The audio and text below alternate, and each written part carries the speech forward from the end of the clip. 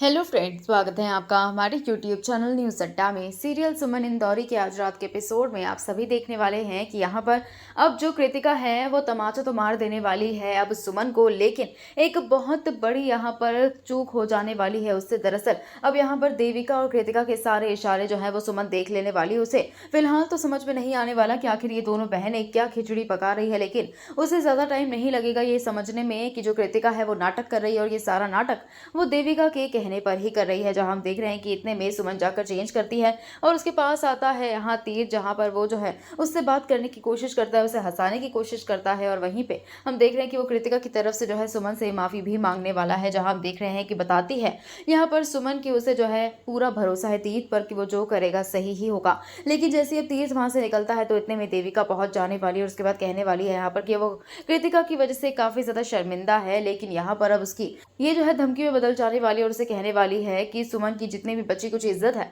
उसे लेकर उसे यहाँ से निकल जाना चाहिए, क्योंकि कृतिका ही इस घर की, इस परिवार की पहली चॉइस थी और यहाँ तक की तीर थी भी। लेकिन अब हम देख रहे हैं कि सुमन जो है वो देविका का मुंह बंद करवा देने वाली है, क्योंकि यहाँ पर जब कृतिका ने थप्पड़ मारा था सुमन को तो उसके हाथ में जो तीर का नाम था अब वो छप जाने वाला है सुमन के गाल पर। यानी कि अब भगवान ने, ऐसा लग रहा है कि सुमन और तीर के रिश्ते को खुद अपना आशीर्वाद दे दिया है, जो कि अब वो देविका को दिखाती हुई नजर आने वाली है और यहाँ पर साफ कह देने वाली है कि ये घर तीर्थ का है और वो मिसेस तीर्थ ही है। इसका मतलब ये घर उसका भी है और इसी वजह से वो इस घर को छोड़कर कहीं भी नहीं जाने वाली है। अब देखने वाली बात यह है कि जो देविका है वो बोलती हुई नजर आती है कि तुम्हें जो है बहुत ज्यादा भरोसा है ना तीर्थ पर, उसकी असलियत अब मैं तुम्हारे सामने लेकर आती हूँ। अब शो के आने वाले एपिसोड में देखना होगा कि आगे ट्विस्ट आते हैं और उसके बाद जो कहानी है वो कौन सा नया मोड़ लेती है।